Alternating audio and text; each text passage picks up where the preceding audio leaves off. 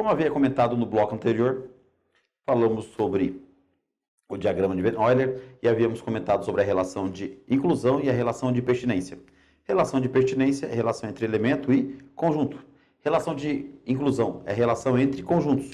Por exemplo, o meu conjunto C, ele está contido no conjunto A. Ou o conjunto A contém o conjunto C. Tudo bem? Não vão confundir isso, hein? Relação de inclusão, relação entre conjuntos. Relação de pertinência, relação entre elemento e conjunto. Beleza? Quando falamos de conjuntos, a gente fala do conjunto universo. Mas o universo não é absoluto. Eu posso pegar qualquer referência. Uma sala de aula, por exemplo, tem um pessoal de exatas, humanas, biológicas, tem o pessoal confuso, que não sabe o que faz ali, tem o pessoal indeciso e tem aqueles humildes, que não sabe para que vai prestar, presta qualquer coisa, aonde entrar, está valendo. Repare que temos aqui o conjunto de exatas, o pessoal de exatas, biológicas e humanas. Aqui eles são chamados de subconjuntos. Por que subconjuntos? Porque estão dentro de um conjunto maior. Mas mesmo que eu pegue um desses conjuntos, por exemplo, o pessoal de exatas, tem o pessoal de matemática, aí a matemática tem matemática de licenciatura, bacharelado, tem o pessoal de engenharia. Se eu pegar engenharia, o que não falta são ramos: elétrica, mecânica, mecatrônica, civil e assim por diante. A mesma coisa com o pessoal de humanas, tem o pessoal de direito, tem o pessoal das sociais, tem o pessoal de economia, administração e assim por diante. Beleza? Cada um desses são chamados de subconjuntos. Se eu somar todo, terei meu conjunto universo. Símbolo de universo é o U. E esse U, na prova, ele vem em negrito. Então não há como confundir com o U de união, que vem em itálico. Tudo bem até aí? Falando em união, as operações de conjuntos são três: união, intersecção e diferença. União e intersecção, a ordem não importa. A união B, B união A, tanto faz. E é o símbolo de U, voltado para cima. Então, A união com B. Repare os nossos conjuntos aqui, ó. Se eu fizer A união B, serão os elementos 1, 2, 3, 4, 5 e 7. Percebam que o elemento 1, ele tem nos dois conjuntos, mas eu só copio ele uma vez. Tudo bem? Se eu fizesse, por exemplo, B união com C, quais seriam os elementos? 1, 2, 4, 5 e 7. Perceba que eu vou alternando os conjuntos, mas para que eu possa colocar sempre em ordem crescente. Tudo bem? Já na intersecção. Intersecção é quando eu tenho um ou mais elementos em comum em dois ou mais conjuntos. Tudo bem? Percebam aqui. Se eu fizer intersecção e o U é voltado para baixo.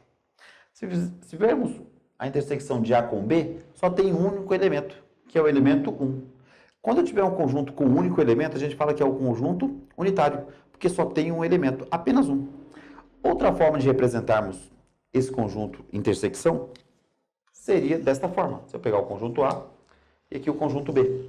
Percebe que o conjunto A tem os elementos 1, 2, tá aqui, 2, 3, 4 e aqui 1. Este 1 que está no conjunto A também estará no conjunto B, que possui os elementos mais 5 e o 7.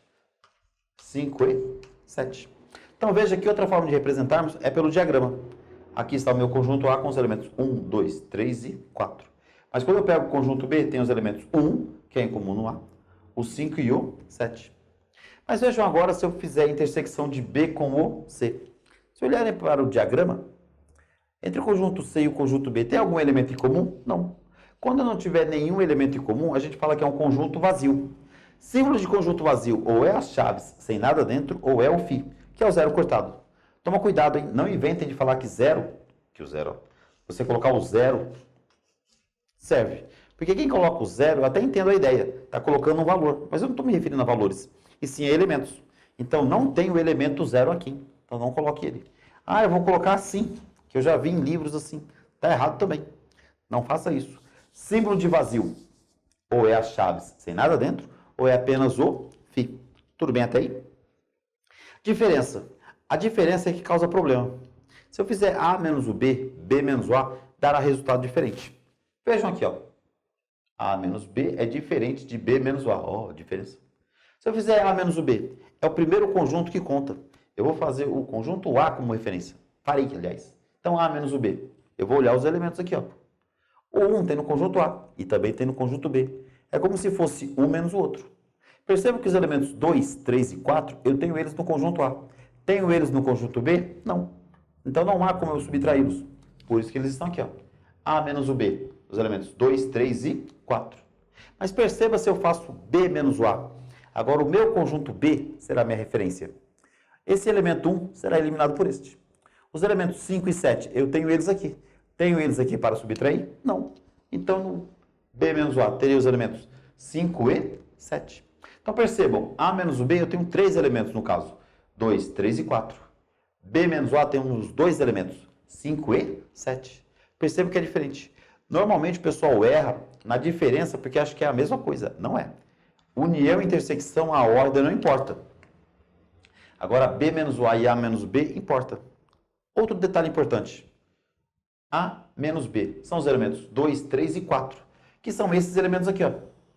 E esses elementos 2, 3 e 4 estão apenas no conjunto A. Vejam o B menos o A. São os elementos 5 e 7, que são esses dois. Na diferença, o único elemento que desaparece, ou os únicos, será sempre a intersecção. Vejam que aqui, ou nesse caso, quem que está faltando? O elemento 1. Então, na diferença, os elementos que desaparecem é sempre a intersecção, caso haja. Então, quando eu falo A menos o B, os elementos 2, 3 e 4, é a mesma coisa que eu falar apenas A. Apenas o conjunto A. Se eu falar B menos o A, são esses elementos aqui, ó. Ou seja, apenas os elementos do conjunto B. Tudo bem até aí, pessoal? Beleza? Dúvidas? E já volto.